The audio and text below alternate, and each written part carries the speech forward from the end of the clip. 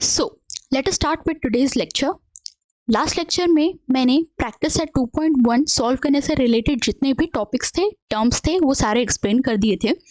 इस लेक्चर में हम प्रैक्टिस सेट 2.1 को सॉल्व करेंगे, लेकिन उससे पहले थोड़ा सा रिवाइज करवा देती हूँ कि हमने लास्ट लेक्चर में कौन से टाइप्स के एंगल्स पढ़े थे और उन्हें आइडेंटिफाई कैसे करते हैं। ठीक है, सो देख लेते हैं टाइप्स ऑफ एंगल्स।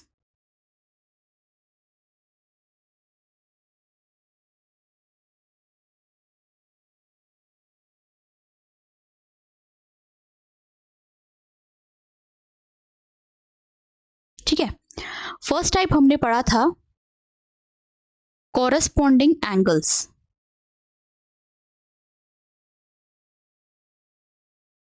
इसमें क्या हो रहा था ना, ऐसे मैंने दो लाइंस ड्रॉ की थी और एक ट्रांसवर्सल ड्रॉ की थी।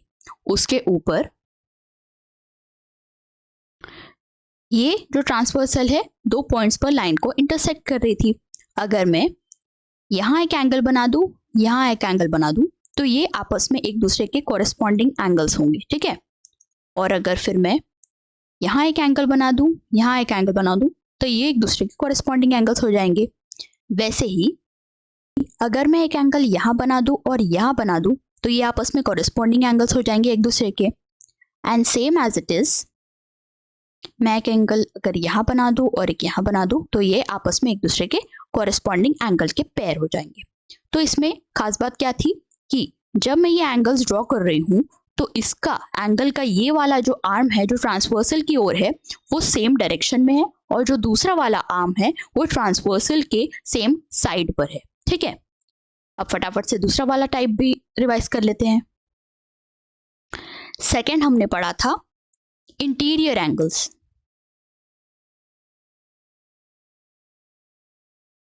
ठीक है, तो समझाने के लिए एक ट्रांसवर्सल ड्रॉ कर लेती हूं।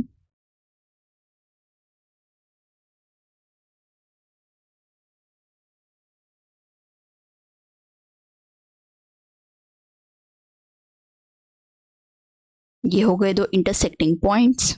तो इंटीरियर एंगल्स की अगर मैं पेयर बताना चाहूं, तो अगर मैं यहां पर एक बना दूं और यहां एक बना दूं, ठीक है, तो ये दोनों आपस में इंटीरियर एंगल्स हो जाएंगे। ठीक है, अगर दूसरे कलर से मैं एक एंगल यहां बना दूं, एक एंगल यहां बना दूं, तो ये दोनों आपस में इंटीरियर एंगल्स के पेयर हो जाएंगे। इसमें खास बात क्या थी कि एंगल का यही चीज मैं यहां बना रही हूं। एंगल का जो एक आर्म है वो ट्रांसवर्सल की अपोजिट डायरेक्शन में है, मतलब एक नीचे जा रहा है तो एक ऊपर, और जो दूसरा वाला आर्म है वो ट्रांसवर्सल के सेम साइड पर है। ठीक है, ये थी इंटीरियर एंगल्स की बात। अब थर्ड टाइप क्या था? थर्ड टाइप था अल्टरनेट एंगल्स। तो इन्हें भी समझ लेते हैं।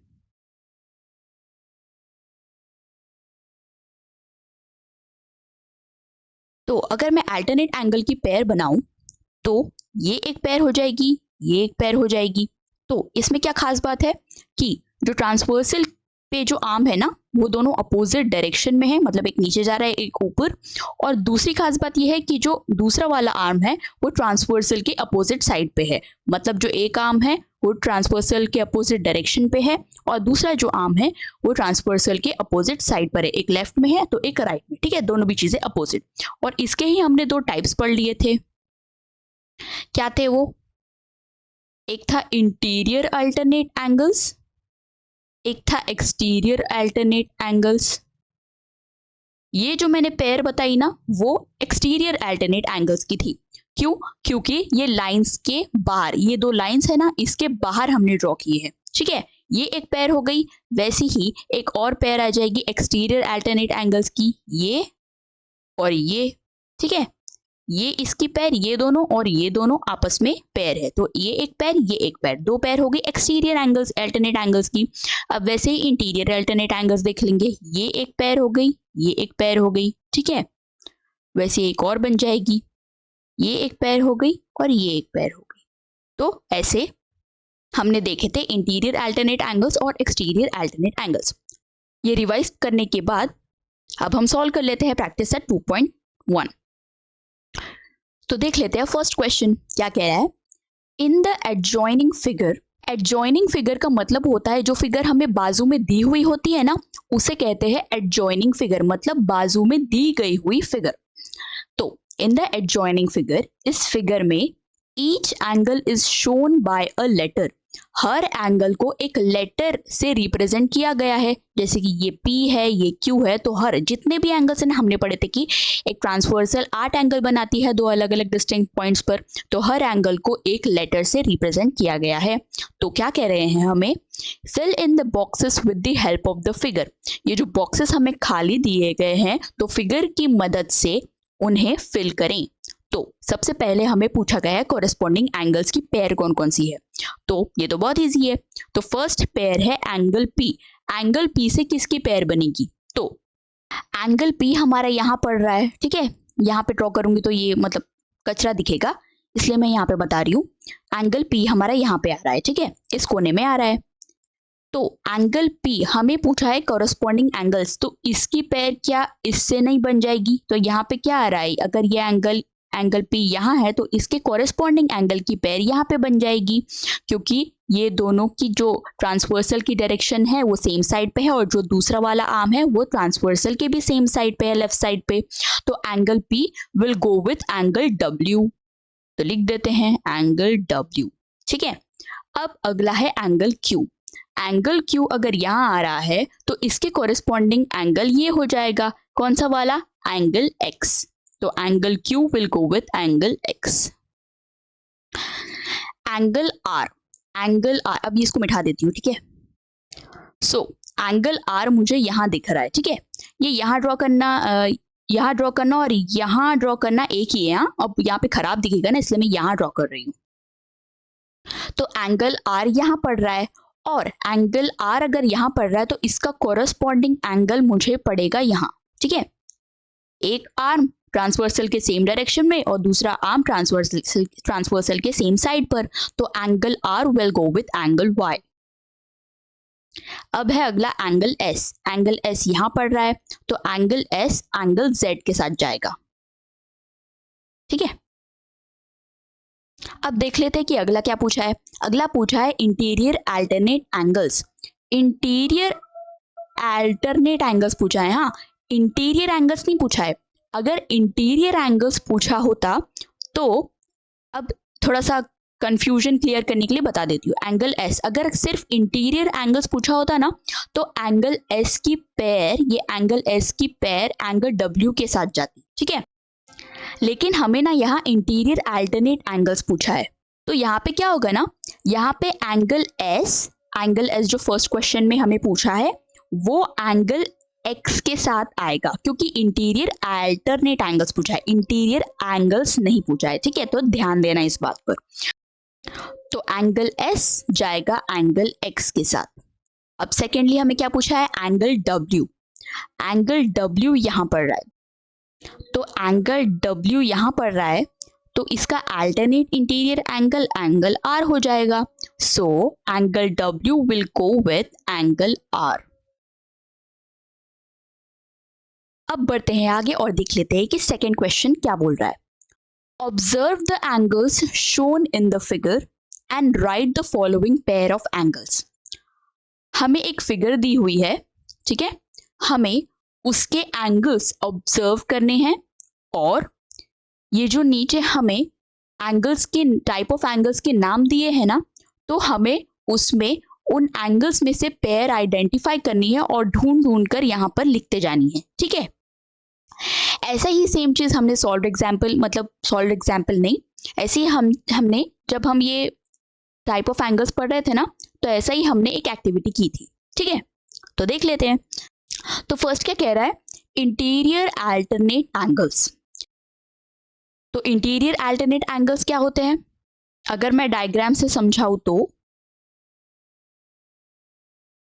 ये जो ट्रांसवर्सल थी और ये जो दो लाइंस थे, यहाँ पे ये वाला एंगल और ये वाला एंगल हो जाते थे इंटीरियर अल्टरनेट एंगल्स, जिसमें जो एक आर्म था वो opposite direction of the transversal पे है, ये वाले दो, और जो दूसरा आर्म है वो opposite side of the transversal पे है, एक लेफ्ट में और एक राइट में, और इंटीरियर अल्टरनेट एंगल्स है, एक्सटीरियर नहीं इंटीरियर है, तो लाइंस के बीच में हो जाएंगे।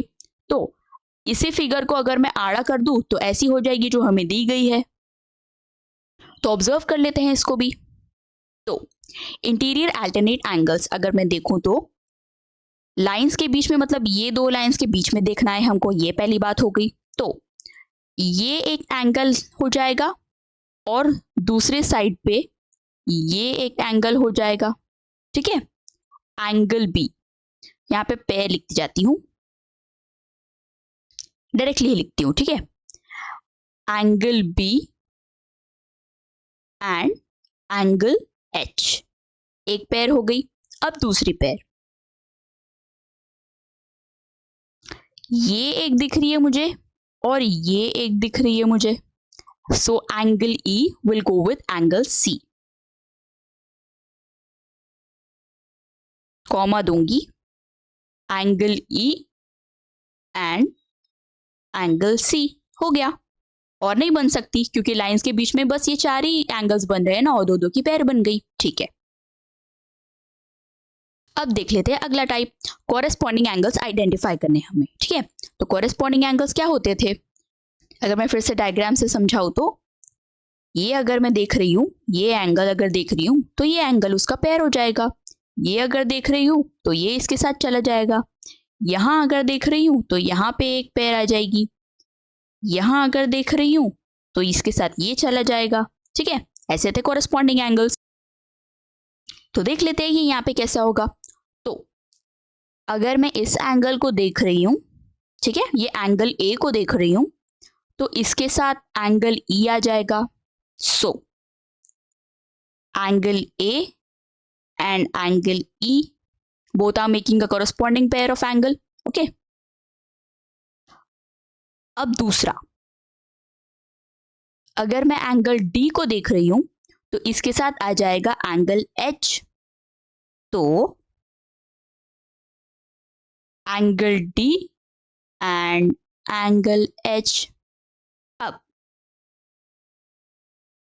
अगर मैं एंगल बी को देख रही हूं तो इसके साथ एंगल एफ आ जाएगा, ठीक है। Angle B will go with angle F, corresponding pair बना। अब इसमें ना थोड़ा सा कंफ्यूजन हो सकता है क्योंकि लाइंस बहुत ही टेढ़ी है, ठीक है। हमने अभी तक सीखा है, जो सीधी सीधी लाइंस बना के सीखा है, ये थोड़ी सी टेढ़ी है, लेकिन अगर आपको अच्छे से समझ में आ गया होगा कि कॉरेस्पॉन्डिंग एंगल्स क्या होते हैं तो आप इजीली आइडेंटिफाई कर सकते हैं। तो angle B will go with angle F, angle B यहाँ पे कॉमा एंड एंगल एफ, ठीक है। अब लास्ट एक बच गई है, कौन सी होगी वो, angle C will go with angle G, angle C and angle G, ठीक है।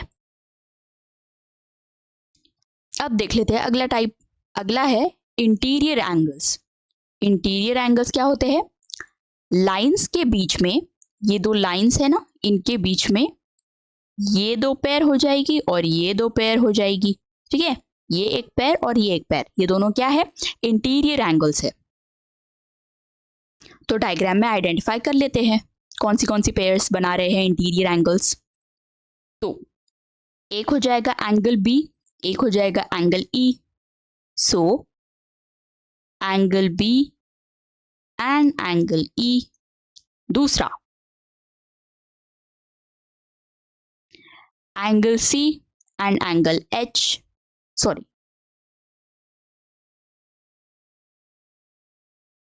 Angle C and angle H, ठीक है। ये एंगल सी और यहाँ पे एंगल एच, तो मैंने यहाँ पे ऐसा दिखाने के लिए ऐसा ड्रॉ किया, ठीक है। एंगल सी और एंगल एच बना रहे हैं दूसरी वाली पेयर।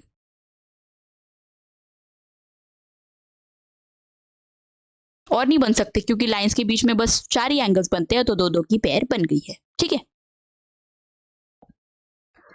सो यहां तक हमने प्रैक्टिस सेट 2.1 कर ली है। इसके नेक्स्ट लेक्चर में प्रैक्टिस सेट 2.2 करने से रिलेटेड टॉपिक सारे समझाऊंगी, सारे टर्म्स समझाऊंगी, और फिर हम प्रैक्टिस सेट 2.2 को सॉल्व करेंगे। Till then, thank you so much for watching this video and I really appreciate for giving me a chance. Thank you so much.